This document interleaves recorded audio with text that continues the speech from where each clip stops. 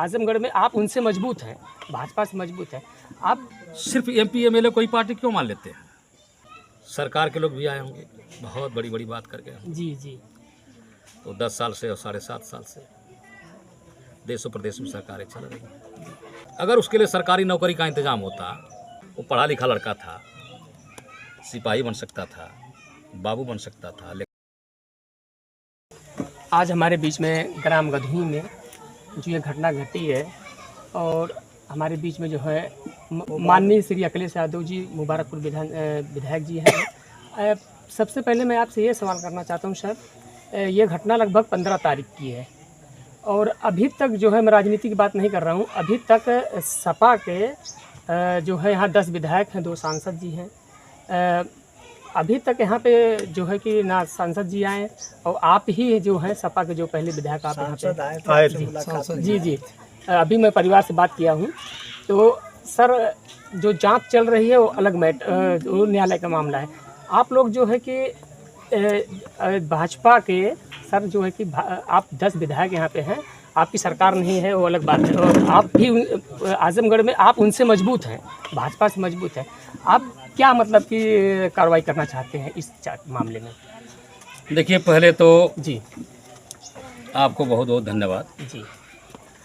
और बड़ा कठिन सवाल आपने किया जी और हमारे दाहिने तरफ जी जी हमारे नेता भी हैं, हमारे बड़े भाई भी हैं जी।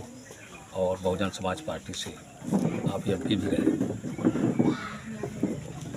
हम लोगों का कम से कम जी मैं समाजवादी पार्टी के बारे में कहना चाहता हूँ, आजमगढ़ जनपद में कोई ऐसा गांव नहीं है जहां हमारी पार्टी के कार्यकर्ता और नेता ना हो।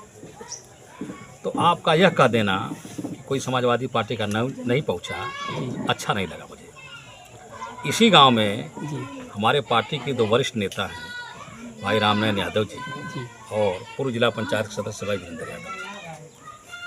तो मुझे ये लगता है, एक पड़ोसी होने के नाते या समाजवादी पार्टी का वर्कर होने के नाते, राजनीति में रहने के नाते जितना भी बन पड़ा होगा इस परिवार को लेकर के, उन्होंने जरूर सेवा करने का काम किया होगा और सहयोग भी किया होगा। सिर्फ एमपी एमएलए कोई पार्टी क्यों मान लेते हैं?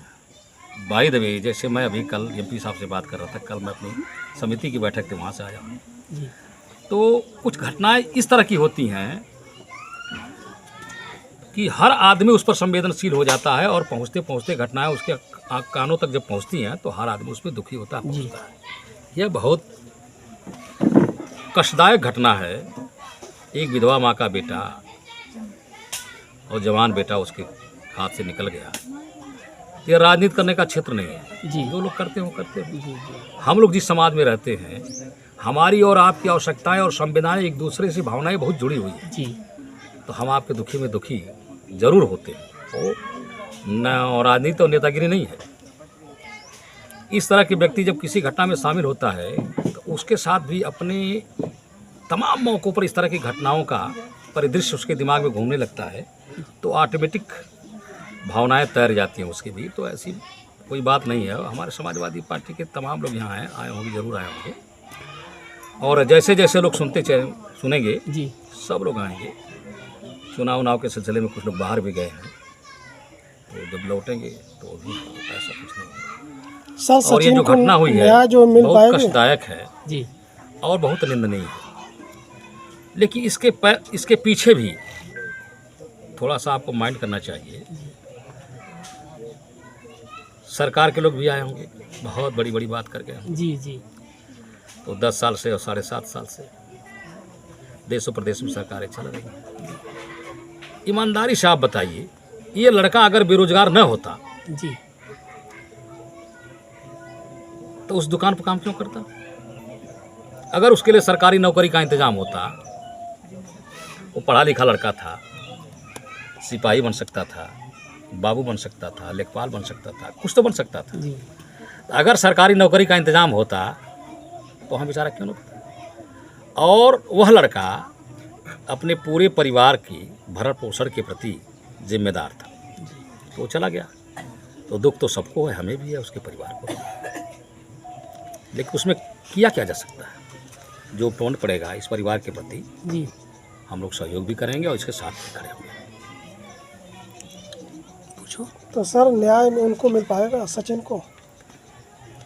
देखिए, न्याय की प्रक्रिया तो हमारे ही लोगों ने शुरू कराई, न्याय की लड़ाई इसी गांव के लोगों ने कराई।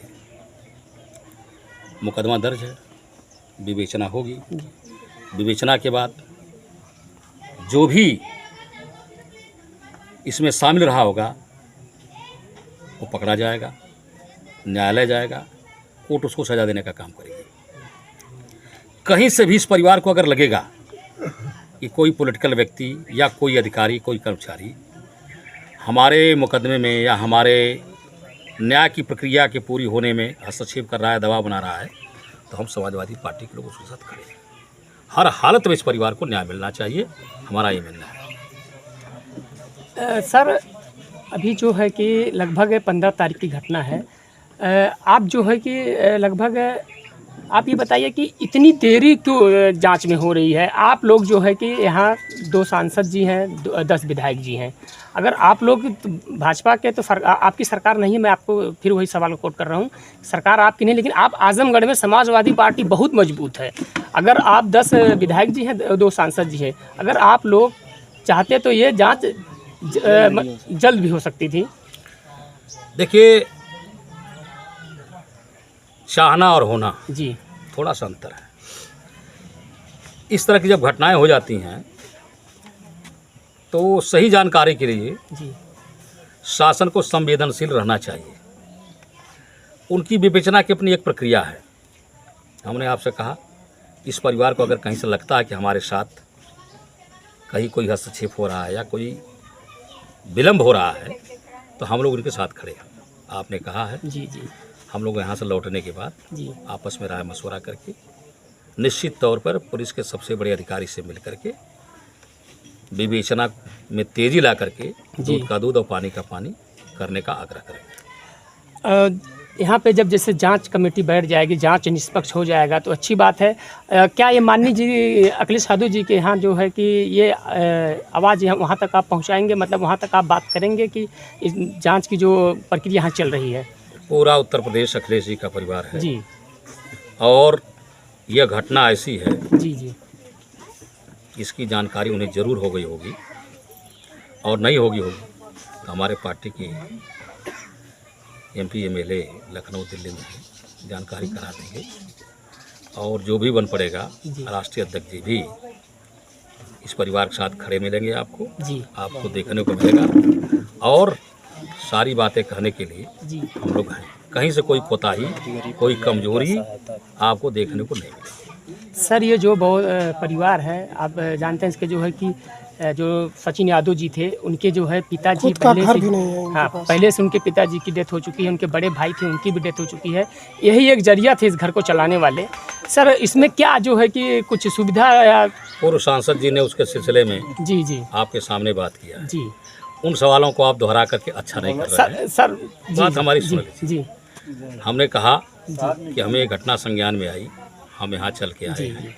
इसके बाद अपने पार्टी के नेताओं के साथ बैठेंगे, राष्ट्रीय अध्यक्ष जी से बात करेंगे, 2 सांसद हैं उनसे बात करेंगे, विधायकों से बात करेंगे, जो भी बन पड़ेगा हम लोगों से हम लोग इस परिवार की मदद भी करेंगे, और साथ ही साथ सरकार से भी चाहेंगे कि ऐसे गरीब परिवार जहाँ बेरोजगार लड़के रोजी रोटी के सिलसिले में दूसरों की चाकरी करने के लिए मजबूर हो रहे हैं, सबसे बड़ी खामी तो वही है।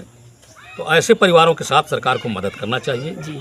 इन्हें खेती की भी ज़मीन दें, इनके लिए आवास की व्यवस्था करें, और साथ ही साथ इसके परिवार के भरण पोषण की व्यवस्था भी करें। और अभी आप सुन रहे थे जो है कि माननीय श्री अखिलेश यादव विधायक मुबारकपुर। धन्यवाद।